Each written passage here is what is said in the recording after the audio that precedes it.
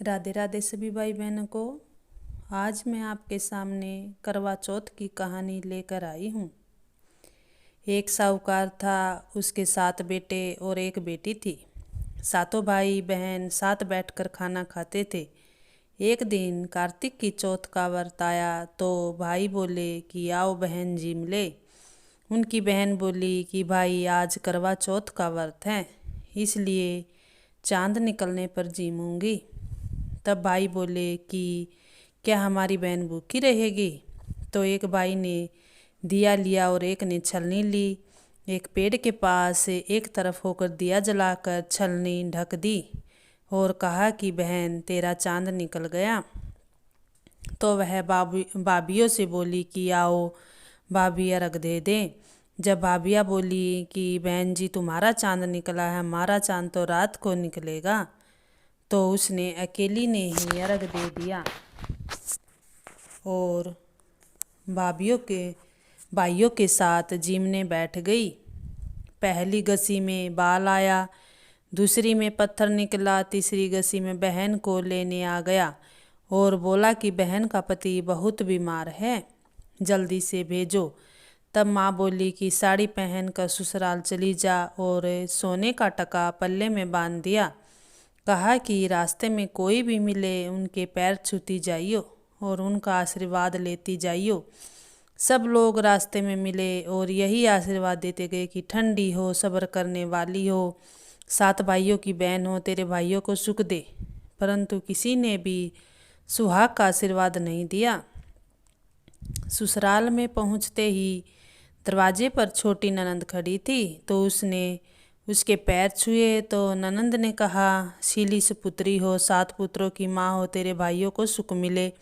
तो यह बात सुनकर जो सोने का टका माँ ने दिया था वह खोलकर दे दिया और अंदर गई तो सासू ने कहा कि ऊपर मंडेर है, वहाँ जाकर बैठ जा। जब वह ऊपर गई तो देखा कि उसका पति मूर्छित पड़ा है, तो वह रोने लगी, चिल्लाने लगी। उसकी सासू दासियों से कहती कि वह ऊपर पड़ी है, उसको बची हुई रोटियां दे आओ। इस प्रकार मंगसिर की महीने की चौथाई बोली कि करवे ले लो, करवे ले लो, भाइयों की प्यारी करवे ले लो, दिन में चांद उगना करवे ले लो, ज़्यादा भूख वाली करवे ले लो। तब वह चौथ माता को देखकर बोली कि मेरा को उजाड़ा है, तू ही सुधारेगी, मेरे को सुहाग देना पड़ेगा। तब चौथ माता ने कहा कि पोस माता आएगी, वह मेरे से बड़ी है, वही तेरे को सुहाग देगी। इस प्रकार पो महीने की माता चौथ माता भी आकर चली गई। माघ की, फाल्गुन की, चैत्र की, बैसाख की, जेठ की, आषाढ़ की, सावन की, भादव की, सारी चौथ माता इसी प्रकार जवाब देती चली गई। अगली चौथ आएगी उसे कहियो। बाद में अश्विन की चौथ आई और कहा कि तेरे ऊपर कार्तिक की चौथ नाराज है, वही तेरा सुहाग देगी, तब उसके पैर पकड़कर बैठ जाइयो। यह कहकर वह तो चली गई। बाद में कार्तिक की चौथ माता आई और गुस्से में बोली कि भाइयों की प्यारी करवेले, दिन में चांद उगना करवेले, ज़्यादा भूख वाली करवेले। तब साहूकार की बेटी पैर पकड़कर बैठ गई और रोने लगी।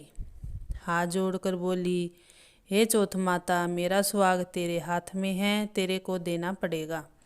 चौथ माता बोली कि छोड़ पापनी हत्यारनी, मेरे पैर क्यों पकड़ कर बैठी है? तब वह बोली कि मेरे से बिगड़ी थी, तुम ही सुधारो, मेरे को सुहाग देना पड़ेगा। तो चौथ माता खुश हो गई और आँख में से काजल निकाला, नखुनों पर से मेहंदी, मांग में से सिंदूर और चितली अंगुली का छींटा दे दिया। तो उसका पति उठकर बैठ गया और बोला कि बहुत सोया, बहुत सोया। तो वह बोली कि काहे का सोया, मेरे को तो 12 महीने हो गए, मेरे को तो कार्तिक की चौथ माता ने सुहाग दिया है। तो वह बोला कि चौथ माता का उज्जमन करो। तो उन्होंने चौथ माता की कहानी सुनी, खूब सारा चूरमा बनाया।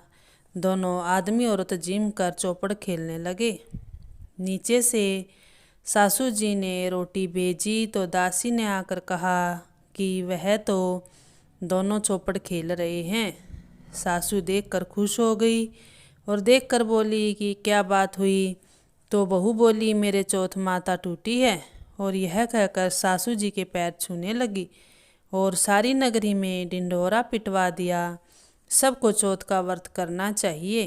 13 चौथ करना, नहीं तो 4 करना, नहीं तो 2 चौथ सब कोई करना। हे चौथ माता, जैसा साहूकार की बेटी को सुहाग दिया वैसा सबको देना, मेरे को भी देना। कहते सुनते सब परिवार को सुहाग देना।